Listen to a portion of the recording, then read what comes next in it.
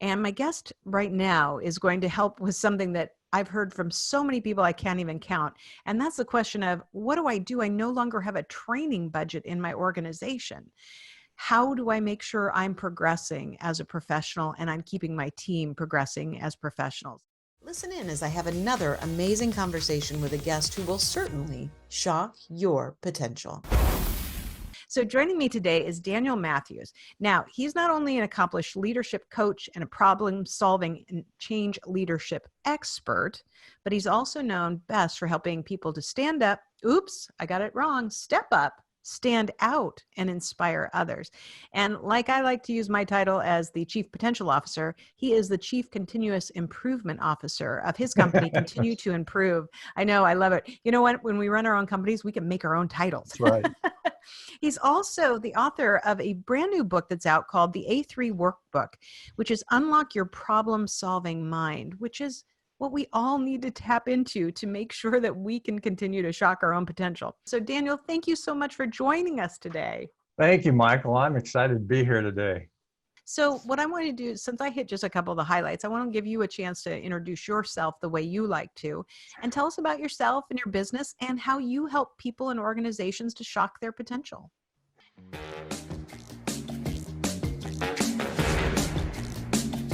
I actually was a high school dropout. I say was because I eventually went to college. But I was a high school dropout, and when I went into the Air Force, because that's pretty much all I thought I could do, somebody saw potential in me, and they literally shocked my potential by sending me to school to become a trainer. So when I was 20 years old, they sent a high school dropout to become a trainer, and I eventually was responsible for a 90-person flight of folks and all the training that they did. And then that propelled me when I got out of the Air Force to step up and try to get a job with Toyota as a trainer. Again, still a high school dropout. And again, they saw potential in me and they hired me, and I worked for them for probably a total of 15 years or so, and eventually went on to get my college degree. But you know, what I think is interesting, it doesn't matter what your background is, it really matters about what you feel your potential is and whether or not you want to drive toward that potential. And sometimes you need people to show you what that potential is before you can do that, like I did. But certainly it's been a great journey for me. And as far as my clients are concerned, you know, I started, after I left Toyota, I started working on my own. And my very first book that you mentioned was the A3 Workbook, Unlock Your Problem-Solving Mind. And that was kind of the start of a journey for me and my clients. And I basically traveled all over working with various clients in, you know, the United States, Canada, Mexico. I almost said New Mexico, but that's in the United States. And we didn't get the geography. That's right. Credit. But, you know, teaching them problem solving, and that evolved into a lot of leadership training and things like that, which ended up being my latest book, the fourth book, The Language of Leadership, Nice Bark, No Bite. And, you know, one of the reasons I wrote that book is because I find so often that we are in the midst of leaders that don't really understand how to lead. You know, you've probably heard the saying that leadership has changed, you know, and in reality, leadership hasn't changed. You know, the definition of good leadership is good leadership. What has changed, though, is what people are willing to tolerate in their leaders. And so if you're the type of leader who is kind of old school and you're not willing to adapt and change, then you're going to be left behind. And, you know, and when I say left behind, your people are going to leave you behind. Yes, and you're going to be struggling absolutely. to get what you need done. So that's kind of how my journey started, is because I struggled as a student. I think that was one of the reasons that I'm so passionate about training and so passionate about teaching leaders. I think that's how I ended up where I am today. I think that's so amazing. So many things that you said there are so important. I'm so thankful that you shared the fact that you started out as a high school dropout and then you still had a future. You just might not have seen it for yourself until someone helped you to see it.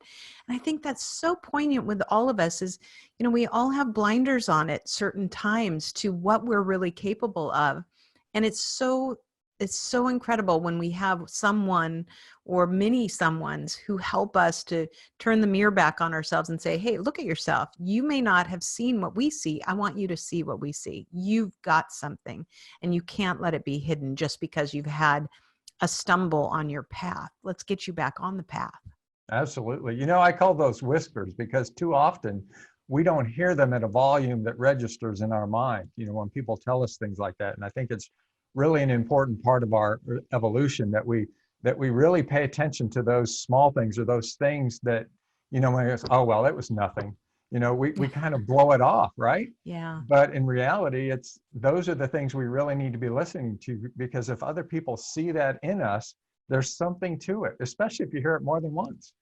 Yeah, it really is. And at some point in time, when you take notice of that and can embrace it, it can really propel you much farther. But a lot of times people are held back still by their fears or their feeling of not being worthy.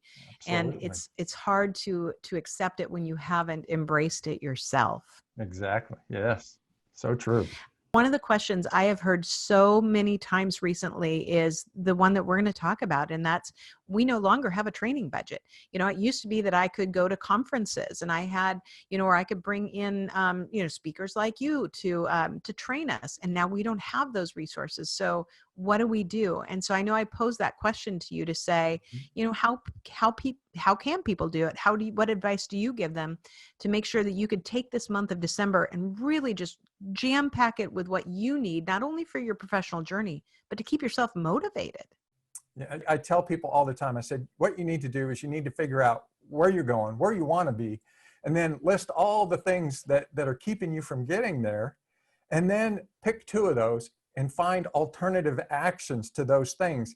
And you don't have to take a big action, just take one small action today and then do the same thing tomorrow and the next day and the next day and the next day. But never, never, never, never wait for tomorrow. Do something today.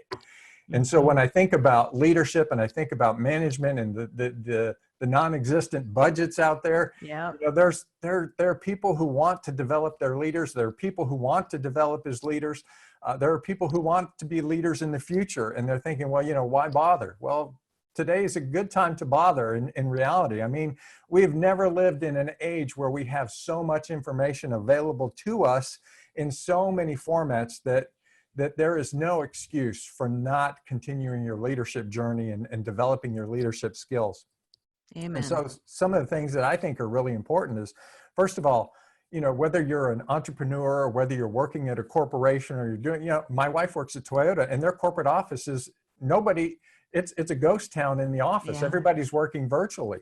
So, how do we continue to create leadership experiences there? Well, virtually, team up with a group of 2 or 3 people and then talk about what your goals are in terms of leadership and promotion and advancement. And then talk about, earlier you mentioned creating masterminds. It's kind of like a mini mastermind. Create a mastermind of folks and then start talking to each other about what are some of the books that you read? What books should I read on this? Or what books have you read on that? Or have you watched any good YouTube videos? Get out there and start asking these questions because, what I have found is that there's rarely anything original out there. What I find is that something, whatever you want to know, is already out there. Somebody's going to tell it to you through their experiences, but that information is already out there. So you really need to go out and mine that information that you're looking for. And then you need to put it through your own mental filters and your goals and your objectives and think about, okay, is there anything within all of that that I can take today and I can start to put into play to help me reach my goals and my objectives? And I think that's a really big, important part of the whole process, is just getting out there and looking at the information that's available. Well, and plus by gathering other people around you, then you don't feel so alone in the journey. Isolation, I think, is having different repercussions. It's not just isolation, like I don't see anyone and I might be wearing pajama pants on the bottom, although I'm not. But yeah, Me either. that's one kind of isolation. I actually even put real shoes on today, so that was pretty exciting. Um, instead of my slippers. But there's also this isolation of, when we used to go to conferences or trainings or even staff meetings, when you're in a room with someone where you're gaining the same knowledge at the same time, you have something to discuss over lunch. You Absolutely. have something to bounce ideas off of. Maybe you even have something to bitch to each other about at lunch. Like, can you believe we sat through that? That was a bunch of crap. I don't know. But regardless, there's a companionship there that's missing. And I think your idea is perfect, because when you gather people together, you start to not only bring in other ideas, which you're talking about, but you bring in other mental support. Mm-hmm. Yeah, and the whole support mechanism, I think, is really important. I mean, you're an entrepreneur. I see you're in a room in your house somewhere, and how many hours a day do you spend within the confines of your home, right? Mm-hmm. It can get a little taxing on you mentally, and Yes. if you're not out there trying to do something. Now, in your case, you're out there, you're out there. I've seen some of your videos. Sometimes you're outside, sometimes you're inside, but you're always out there giving, giving, giving, giving, giving. And I think that helps, because once you realize that when you're giving, people are out there listening, and that kind of helps boost your morale, because you're not just doing something to do something. There's a Yeah. purpose behind it. And I think each individual needs to find what that purpose is in their leadership, and they need to go out there. And part of that whole training on a budget thing is learn something yourself, and then take what you've learned and share it with somebody else, so that Absolutely. they can improve, and use that as a moment for those conversations that you were talking about, right? So share what you've learned, and they can share what they've learned, and you can have a conversation back and forth about what you learned and how you can apply it, and how it applies in your role and how it applies in their role. And even though you're not face to face, I mean, I've done lots of online learning things, and one of the things that I really treasured about those were the ones where we were required to team up with somebody, have an accountability partner, one or two, that was in the group, and meet weekly to discuss, the topic that we just covered, and to go through some exercises together, and help each other with that. And there's no better way to learn than to read it, and then to talk about it, and then hear somebody else's ideas on it, and start to internalize that and make it your own. Absolutely. I agree. I think that's fantastic. So what else can they do? They have no money. All right. So they got together. What else? Yeah, so obviously, one is getting together and having that accountability, right? Accountability buddies. But then I think we need to think about what are some of the resources, and obviously there are books, right? And Mhm. again, my book, I think, is a great tool, Mhm. and the reason that makes it great is that it's 31 lessons to help you lead, grow, and improve your team. But what makes it unique, and I think you can apply this to any book that you read. I think what makes my book unique is that there's really three parts to it. The first part is you just read one chapter a day, and they're Mm. short chapters. It's like, takes you 10 minutes. You've got 10 minutes a day to read a chapter, and then what you do is you let that percolate in your mind as you go through your day, right? So you're Mhm. having these experiences as a leader or as an individual, and what you've read is now in your mind, and your brain is chewing on that while you're going through you don't even know it's happening, but it's Right. happening, right? So then the second part is, at the end of the day, take a few minutes and answer a reflection question about that. Say, okay, well, okay, I talked about, I read this today. So when I think back through my day, where did I use this, or where could I have used it? What could I have done differently? Take the time to mentally think through that process. And again, 10 minutes to read, 10 minutes to reflect. And then once it's all over with, you've read the whole book, it takes you 31 days. Now you go back and you pick a skill from the book. And then you take and you actually apply it. And I have Mm. my process that I use. I wouldn't call it patented, but it's my own concept, my own idea. It's called START, START, which stands for skill, target outcome, action, results, and takeaways. So the idea is that whatever book you read, you can take a skill from that book, and then you can have a target outcome for using it in your work environment or personal life or however it applies. And then you say, okay, what actions do I need to do in order to make this happen, to achieve that target outcome? And then once you've gone through that process, now you say, okay, what are the results? What am I walking away? Did I achieve what I had hoped to achieve? Did I fall short? Or did I just fail miserably? And then the last part, and to me this is key, is what are the takeaways? What do I take away from this experience?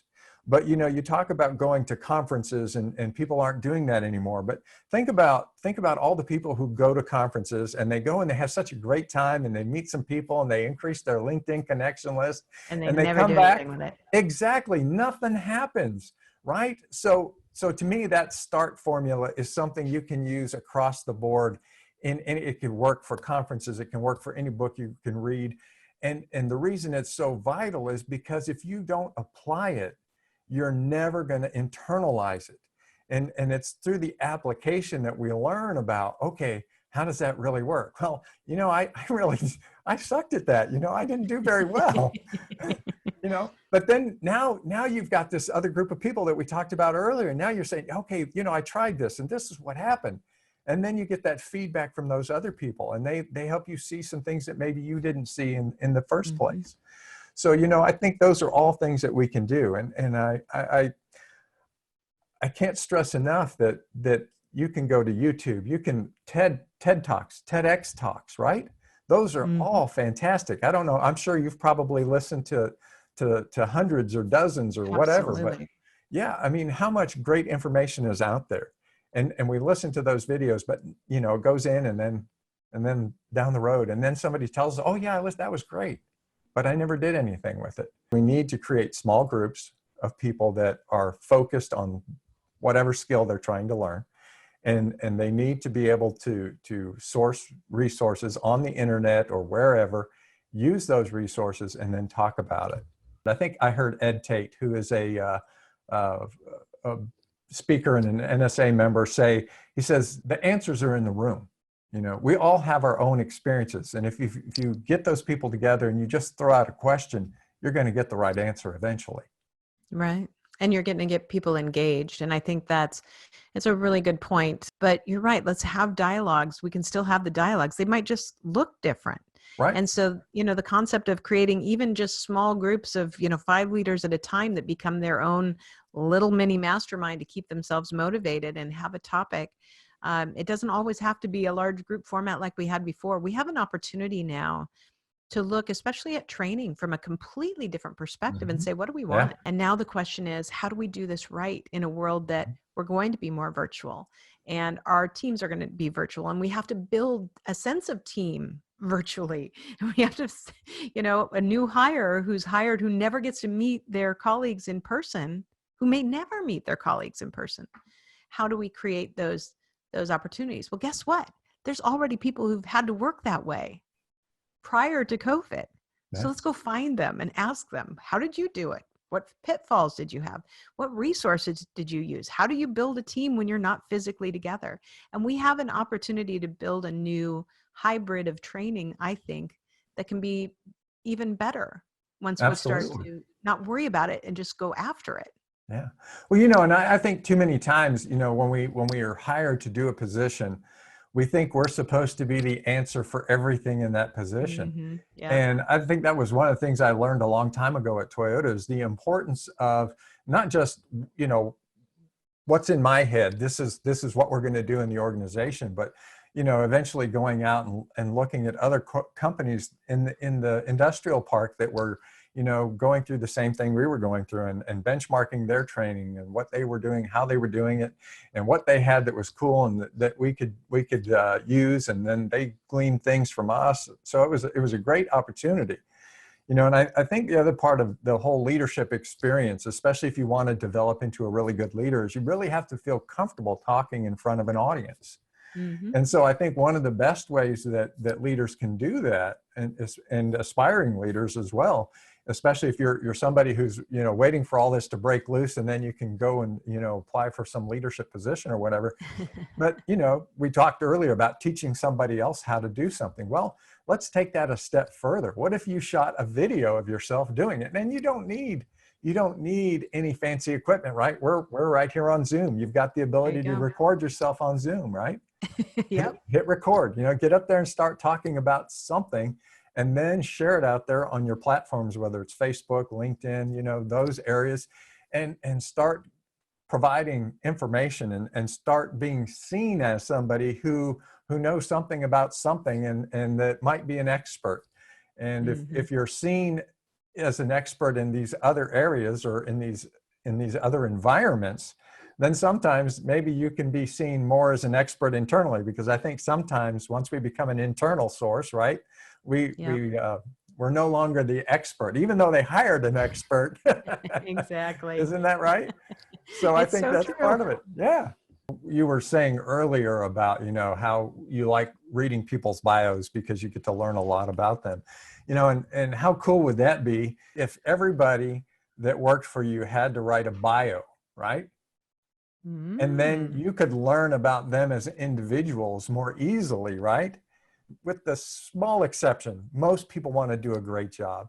And if you can engage them and you can make them feel good about themselves and what they know and things that you didn't even know they could do, that's such a morale booster. I mean, it really creates such a good feeling in that person. And you're doing the number one thing you need to do as a leader. Yeah. And that is build relationships. Yeah. Well, and I was just, that's great visual. And as you were talking too, I was thinking, you know, back to all your points too, is using the other talent that's already in your team to help be part of the training solution. And so not only, you know, sharing books and other things, but saying, you know, hey, you know, how are you doing this? I had a sales manager for me, and he's just one of my favorite people. He always could motivate people. He would do the craziest things just to make something memorable. I hope he's listening to this. One day he dressed up. He was trying to talk about the importance of how you deliver a sales script, you know, and do you just read it? So, you know, he's reading it but he wasn't reading the sales script. He was reading a Carrie Underwood song. And so he's like just reading the words. And then next thing you know, on this video, it's him dressed up like Carrie Underwood in a really bad way and with long blonde hair and his beard and a guitar. And he sings horribly, but he was singing the song with gusto. And like everybody got it. Everybody understood. And in that moment, he taught all of us so much about how to motivate somebody, the difference between a sales script as a script and a sales script as you make it, because you have personality. Yeah. And I'm like, boom, baby. Exactly. Yeah. I wish I had that video because I really want to use it against him later.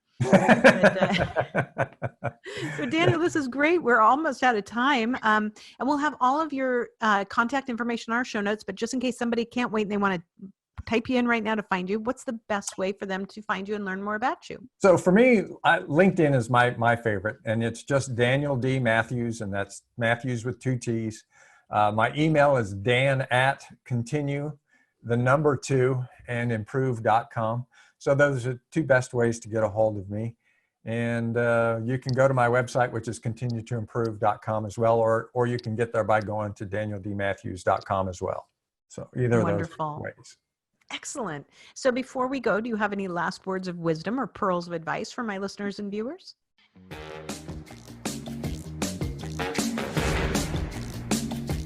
You know, we all think of the word failure as a bad thing, and we define it. You know, I tried this and I failed, and usually when people tell you that, they feel bad, right? There's a negative experience that goes along with that. And so what I tell my clients, every single one of them, is that failure is not a word. We need to stop seeing it as a word. It's nothing more than an acronym, and it stands for Finding Answers in Life Using Reflective Evaluation. And it doesn't matter whether you just fail finding answers in life, failed finding answers in life every day, or failure finding answers in life using reflective evaluation. the whole idea is to get out there and do something. We're never going to be perfect 100% of the time, and we should never even expect to be perfect. I even tell people, I said, don't try to be the perfect leader. Be the best kind of leader, and that's a learning leader. And if you take failure as an acronym, that's the kind of leader you're going to be. You're going to be one who reflects and evaluates on what they've done, and you're going to learn things, and that's going to take you to a higher level every single time.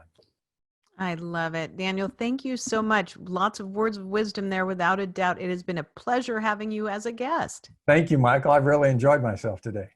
Thank you for joining us on another episode of the Shock Your Potential podcast. And as always, don't forget to subscribe, rate, and like us today.